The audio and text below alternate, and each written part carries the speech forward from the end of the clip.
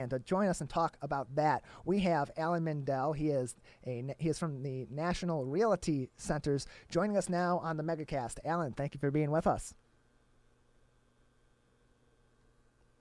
Good morning, Tyler, and thank you for having me on your show today. Oh, it's a pleasure to have you with us. How are you holding up during this? How's your team, your family? Oh, thank you for asking, Tyler. Everybody seems to be doing well. Yeah, everybody's doing good, hanging in there. I don't know if we should say hanging in or hanging on. How about you? Same here, hanging in, hanging on, doing the best we can. I think that's all we can hope for right now. So May 7th, that is tomorrow. It's when construction reopens, realty and home selling in state that industries restrictions are being officially lifted through an executive order enacted last week by Governor Whitmer. With that returning, showings, staging, maybe other actions like closings have been off for a long time. How has the housing market locally been impacted by COVID-19? Well, Tyler, it's a really good question. I want to preface what I'm going to talk about with you today with a lot of empathy for the devastation this pandemic has had on millions of people. I think about the staggering number of business owners and their families impacted and will suffer, financial hardship, as well as those who have died from this horrific virus, in the aftermath that their loved ones must endure. In addition to the loss, they're forced to grieve in isolation instead of being able to hold the hands of friends and family to help alleviate at least some of the pain. This is utterly incomprehensible to me, Tyler. But what we're talking about today is hope. A hope that all of us will survive, both literally and economically. There's a little, like you were just speaking about, there's a ray of sunshine for the real estate industry. Michigan Realtors in Lansing, formerly known as MAR, which stands for Michigan Association of Realtors, over the past many weeks, we've made many appeals to the governor's office. And as you just indicated, we finally prevailed. And, with this executive order 2020-70, along with the other resumptions that you also just alluded to, this is going to really help us stimulate the economy. And it's an exciting move, towards normalcy for all of the, Michigan residents. So we're going to be able to physically show homes to many buyers who not only want to make a move, but need to make a move as well. And on the flip side of the coin, the sellers who are in similar situations, as we just kind of alluded to, they're able to sell their homes to hundreds, if not thousands, of buyers. So right now, is it? Would you say it's a buyer's market or a seller's market? Is it a little bit of both? Well, I think that in the sort of the understanding or the literal sense, it's a seller's market. Of course, it's governed by appraisals and the worth, the fair market value of a home, which is what a buyer is willing to pay. So you're saying it's more of a seller's market, but there's some flexibility there as well for buyers. Yeah, there is. So I don't know. I guess an example is in April. I'm going to go back to April of 2006, just as the real estate industry was beginning to crash. Okay, so Realcom, our local MLS, which is in Farmington Hills at 12 and Farmington, I think it's the largest MLS system in Michigan. There are several. Another big one is on the east side. It's MI Real Source. And anyway, so they reported that in April of 2006 of condos and homes for sale, and this is the month of April, there was 94,815 homes. This April, and this is the entire MLS, 17,354. That's approximately an 82% drop in homes available to buyers. Okay. In Oakland County, the percentage is very similar. But the numbers are less. So it's 23,689 homes in 2006, and now this past April, 3,359 homes. So Our industry is completely aware. Yep. So there's a significantly smaller market available to buy from, which impacts both the buyers and the sellers market, so to speak. Yes, the industry is completely aware over the past years that we're experiencing this huge reduction in available homes for sale.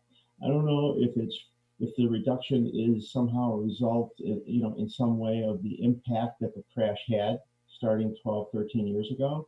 I'm not sure, but this is creating an urgency. And then on top of the already scarce amount of homes available for sale, we were impacted with COVID-19, which has had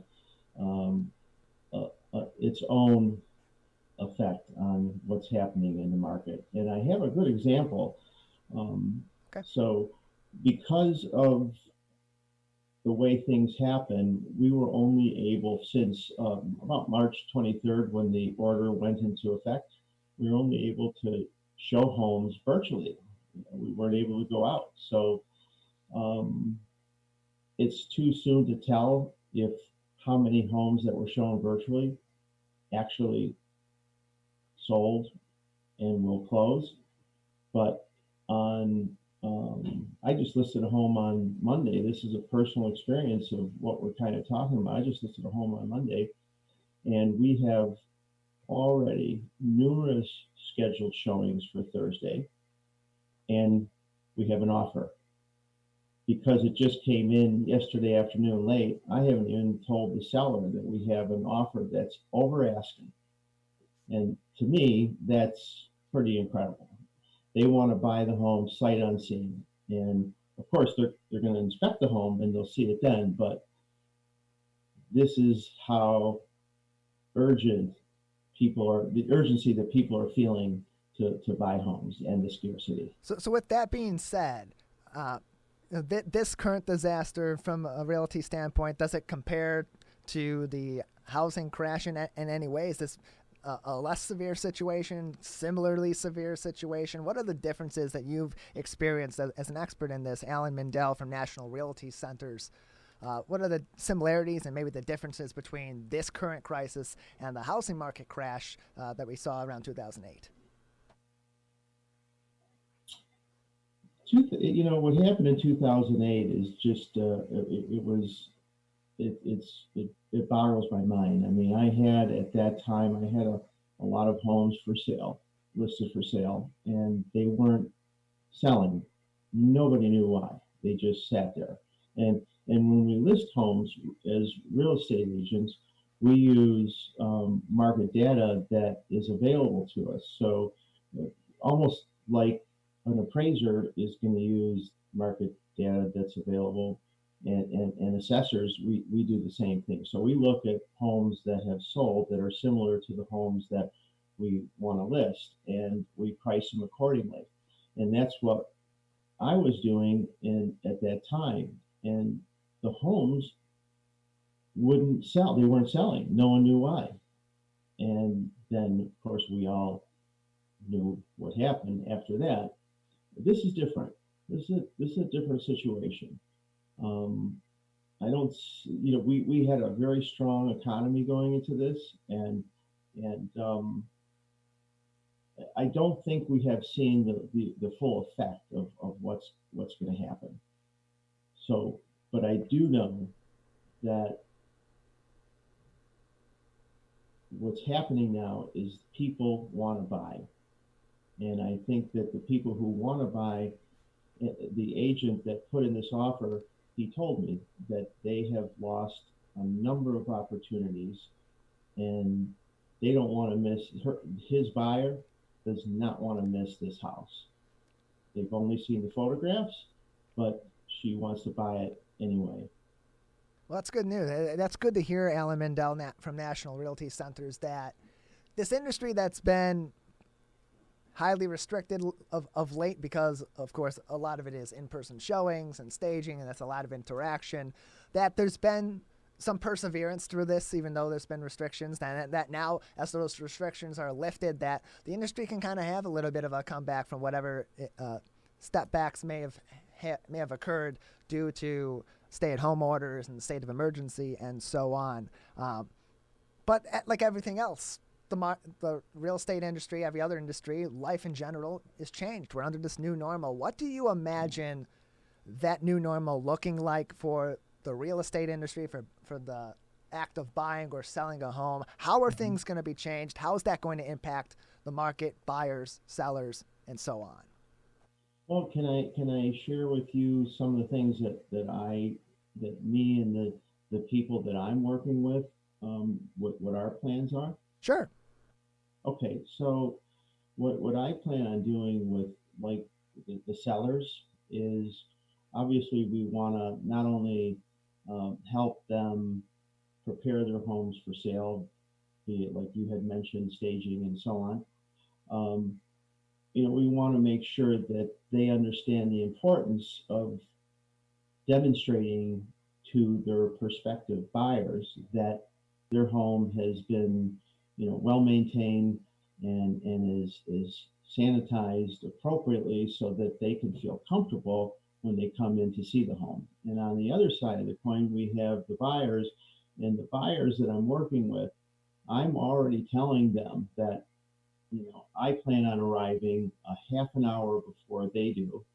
And, I'm going to come with my can of Lysol and box of Lysol wipes, and I'm going to spray the rooms, and I'm going to wipe down all the surfaces that they're going to be touching. I'm going to ask them to please limit their contact with surfaces that they don't have to touch. So I'm going to be wiping down the doorknobs, light switches, and so on, so that they feel comfortable when they enter this home, that they're entering it and they're going to be, safe.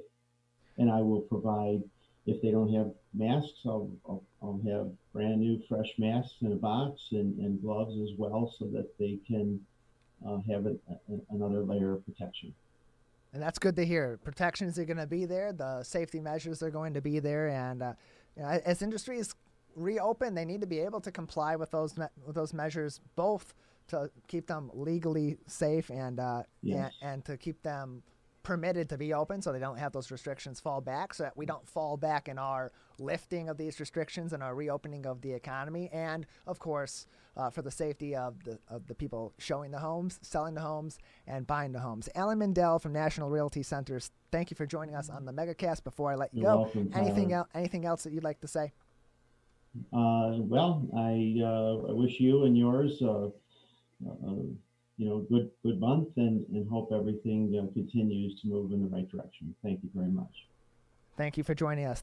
He was Allan Mindell from National Realty Centers joining us on the Megacast.